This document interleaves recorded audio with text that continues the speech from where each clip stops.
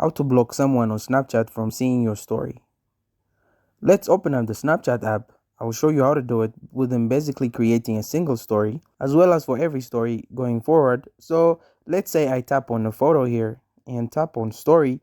Just like that, it's shared the story, but I can quickly tap on a profile at the top left and you'll be able to see where it says my story, friends only. I can always customize this, so tap on the three dots next to it and choose on story settings.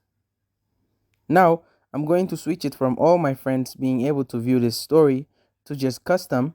It says block friends from seeing new snaps you add to your story. All I have to do is select one specific person or multiple people that I wanted to block that story from and just hit block now. Keep in mind, this is for this specific story, but I can also just go back and do the same thing for all my stories going forward.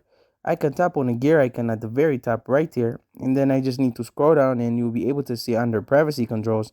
I'm going to go to view my story. Now again, it's switched to maybe my friends, but if you don't necessarily want to share with all your friends, you can switch over to custom, and again, you can choose one or two or three or 10 different peoples to block from viewing any of your specific stories.